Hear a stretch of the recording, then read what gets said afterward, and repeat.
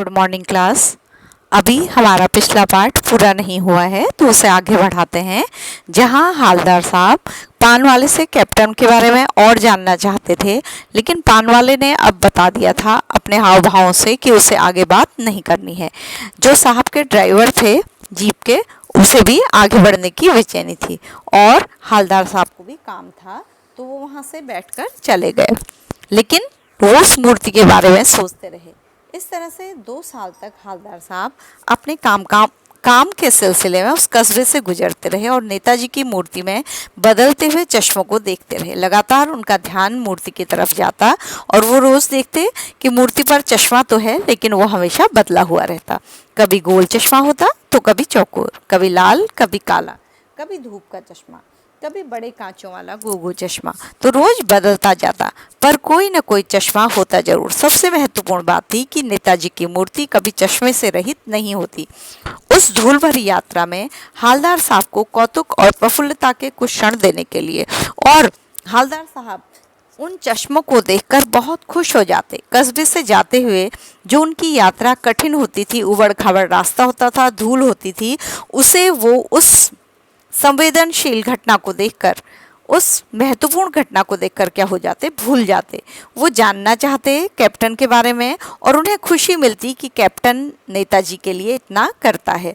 उसे नेताजी की मूर्ति बिना चश्मे के अच्छी नहीं लगती है। यानी कि हालदार साहब इसे सीधे से देशभक्ति से जोड़ते थे या अपने शहीदों के प्रति श्रद्धांजलि के भाव से जोड़ते थे। ठीक है। फिर एक बार ऐसा हुआ कि मूर्ति के चेहरे पर कोई भी कैसा भी चश्मा नहीं था। लेकिन जब एक बार कुछ अलग था बच्चों उस कस्बे में, कि जब हालदार साहब उस कस्बे से जा रहे थे तो मूर्ति के चेहरे पर कोई भी चश्मा नहीं लगा था। उस दिन पान की दुकान बंद थी और वो पूछते भी किससे, उन्हें पूछने का मन हुआ, लेकिन पान की दुकान बंद थी। चौराहे की अधिकांश दुकानें बंद थी। चौराहे की, जहां वो रुकते थे पान खाने, अधिकांश दुकानें बंद थी, मतलब ज़्यादातर दुकानें बंद थी, एक आध खुली हुई थी केवल। अगली बार भी मूर्ति की आंखों पर चश्मा नहीं था। एक बार और आए वो, दूसरी बार, तो तब भी मूर्ति की आंखों पर चश्मा नहीं था। हालदार साहब ने पान खाया और धीरे से पान वाले से पूछा, क्यों भाई, क्या बात है, आज तुम्हारे नेताजी की आंखों पर चश्मा नहीं? हालदार साहब को ये बात अंदर तक प्रभावित करती है और वो पान वाले से पूछते हैं कि आज नेताजी की मूर्ति में चश्मा क्यों नहीं है।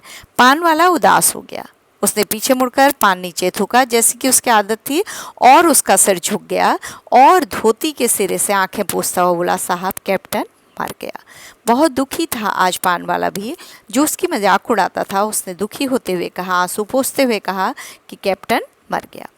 और कुछ नहीं पूछ पाए हालदार साहब। वो इतना परेशान हो गए, करुणा से भर गए कि कुछ भी नहीं पूछ पाए। कुछ पल चुपचाप खड़े रहे, फिर पान के पैसे चुकाकर जीप में आ बैठे और रवाना हो गए। उन्होंने पान के पैसे दिए, जीप में बैठे और उस कस्बे से बाहर निकल गए, क्योंकि आज उनका मन इतना खराब हो चुका था, करुणा के वशीभूत था, कि वो इससे ज़्यादा कुछ नहीं पूछना चाहते थे।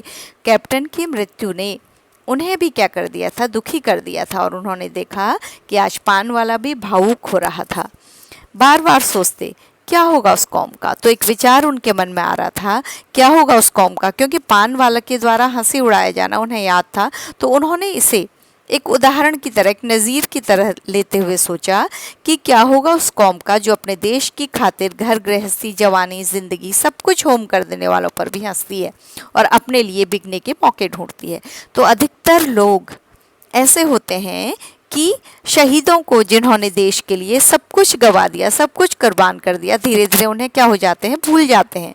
और जो लोग उन्हें याद भी रखते हैं, देशभक्त होते हैं, उन पर भी ये दुनिया क्या होती है बच्चों, हंसती है, उनको दीवाना कहती है। ठीक है, क्योंकि वो अपनी एक नॉर्मल लाइफ, अच्छी ऐश्वर्य से युक्त लाइफ नहीं जी पाते हैं और अपने लिए बिकने के मौके ढूंढती है। मतलब पैसे के लिए व्यक्ति इस जीवन में कुछ भी कर सकता है, यानी कि अपने देश प्रेम को भी क्या लगा सकता है, दांव पर लगा सकता है। दुखी हो गए और ये सोचते सोचते उनका मन दुख से भर आया। 15 दिन बाद फिर उसी कस्बे से गुजरे। कस्बे में घुसने से पहले ही ख्याल आया, फिर उन्हें, क्योंकि उन्हें सरकारी काम से जाना पड़ता था, तो हर 15 दिन में फिर वो वहाँ से निकले, वो तो उन्हें जाना ही था। तो जब वो जा रहे थे कस्बे में, तो उनके मन में आया, क्योंकि अब उस कस्बे का हर जो तस्वीर थी वो उनके मन में रच बस गई थी।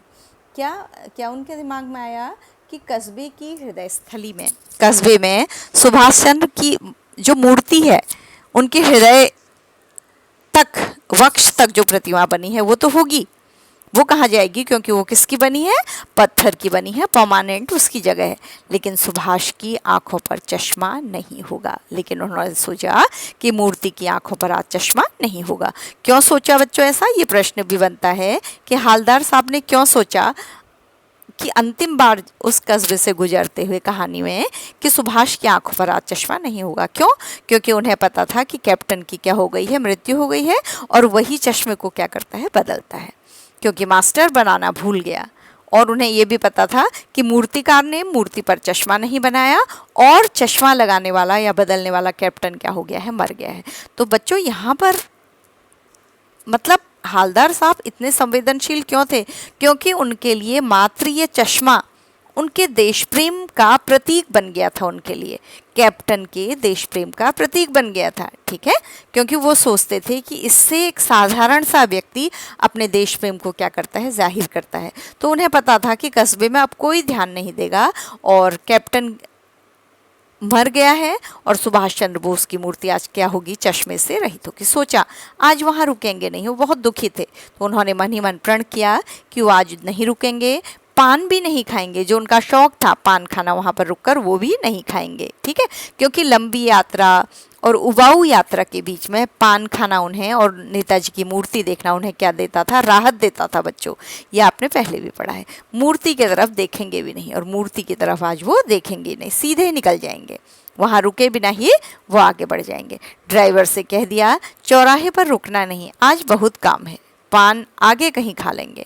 तो उन्होंने ड्राइवर से कहा, पहले ही उन्होंने तय कर दिया कि आज ड्राइवर को वहाँ नहीं रुकना है जहाँ वो रोज़ रुकने के लिए कहते थे, और पान भी अब वो रास्ते में कहाँ खा लिया करेंगे, आगे खा लिया करेंगे। ठीक है, लेकिन आदत से मजबूर आंखें चौराहा आते ही मूर्ति की तरफ उठ गई। लेकिन उन्हें इतनी आदत हो गई थी मूर्ति को देखने की 1-2 सालों से कि न चाहते हुए भी उनकी आंखें मूर्ति की तरफ उठ गई। कुछ ऐसा देखा कि चीखे, रोको, लेकिन मूर्ति की तरफ देखते ही वो जोर से चिल्लाए, रोको। जीप स्पीड में थी, क्योंकि ड्राइवर को रोकनी ही नहीं थी। जीप स्पीड में क्यों थी? क्योंकि उन्होंने पहले ही तय किया था कि वहाँ रुकना नहीं है। ड्राइवर ने जोर से ब्रेक मारे, जोर से ब्रेक मारे। रास्ता चलते लोग देखने लगे। यहाँ पर भी एक प्रश्न बनता है कि रास्ता चलने लोग अचानक जीप की तरफ क्या देखने लगे, और ऐसा क्या घटित हुआ जिसकी तरफ से जीप इतनी जल्दी से रोकी गई। ठीक है, जीप रुकते न रुकते हालदार साहब जीप से कूदकर तेज तेज कदमों से मूर्ति की तरफ लपके और उसके ठीक सामने जाकर अटेंशन में खड़े हो गए। तो जीप रुकने का भी वेट नहीं किया, उन्होंने इंतज़ार नहीं किया। वो जीप रुकते, जब वो चल रही थी थोड़ा सा रुक गई थी, जैसे ही रुकना शुरू हुआ वो जीप से लगभग क्या हो गए, कूद गए, क्योंकि वो अपनी भावनाओं को काबू करने में क्या थे, समर्थ थे। तो कूद कर उन्होंने अभी क्या देखा, अभी नहीं बताया है। देखिए, साहब जीप से कूदकर तेज तेज कदमों से मूर्ति की तरफ लपके, बहुत तेज तेज चल के गए मूर्ति की तरफ, और उसके ठीक सामने जाकर अटेंशन में खड़े हुए, सावधान की मुद्रा में खड़े हुए, जैसे कि कोई देशभक्त या किसी शहीद के प्रति नमन करने के लिए, अपनी श्रद्धा अभिव्यक्त करने के लिए खड़ा होता है। मूर्ति की आंखों पर सरकंडे से बना छोटा सा चश्मा रखा हुआ था। सरकंडा एक तरह की घास मोड़ने वाली। तो आज उन्हें आश्चर्य क्यों हुआ, जीप क्यों रोकी गई अचानक, वो मूर्ति के सामने अचानक क्यों आए? क्योंकि उन्होंने देखा कि आज असली चश्मा तो नहीं था, लेकिन घास की तिनकों से, जो हार्ड तिनके होते हैं, कठोर तिनके होते हैं, उनसे मुड़ने वाले, उनसे बना हुआ छोटा सा चश्मा रखा हुआ था, जैसा बच्चे बना लेते हैं। तो ये चश्मा, उसे देखकर उन्हें लगा कि शायद किसी बच्चे ने ये चश्मा क्या होगा, बनाया होगा, क्योंकि बड़ा कोई इस तरह का चश्मा नहीं बनाएगा। हालदार साहब भावुक हैं। बच्चों यहाँ पर ये पाठ का बहुत ही मतलब एक समझिए सेंट्रल आइडिया है कि जो हालदार साहब हैं उनका मन भावुकता से भर गया, वो संवेदनशील हो गए, इमोशनल हो गए। क्यों? इतनी सी बात पर उनकी आंखें भर आई। बात तो बहुत छोटी सी थी, किसी मूर्ति को किसी घास का चश्मा पहना देना कोई ऐतिहासिक घटना नहीं थी, लेकिन छोटी सी बात पर उनकी आंखें भर आई, क्योंकि उनके मन में देश प्रेम की भावनाएं उमड़ गई कि कैप्टन मर गया, जो रोज़ चश्मा पहनाता था वो व्यक्ति इस संसार से चला गया, लेकिन देश प्रेम नहीं मरा। देश प्रेम ऐसा भाव है जो कभी मरता नहीं है। लोग मर जाते हैं, इंसान की ज़िंदगी जो है वो अनंत नहीं है बच्चों। एक बिंदु पर आकर इंसान की लाइफ क्या हो जाती है, समाप्त हो जाती है। लेकिन आज वो बहुत संवेदनशील हो गए, बहुत खुश हो गए, उनकी आंखों से आंसू बहने लगे, खुशी के आंसू थे ये कि देश प्रेम की भावना जिंदा रहती है, जीवित रहती है। क्योंकि एक बच्चे ने फिर से नेताजी की मूर्ति को बिना चश्मे के देखा तो उसे अच्छी नहीं लगी और उसने मूर्ति की आंखों पर क्या पहना दिया, चश्मा पहना दिया। तो जैसे जैसे हमारी पीढ़ियां इस संसार से रवाना होंगी, हमारे आने वाली पीढ़ी, हमारे बच्चों के मन में देश प्रेम जीवित रहेगा। इसे देखकर कि हमारे देश का भविष्य सुरक्षित है, हालदार साहब की आंखें क्या हुई, भर आई। ठीक है, तो बच्चों आज ये पाठ हमारा समाप्त हो गया है।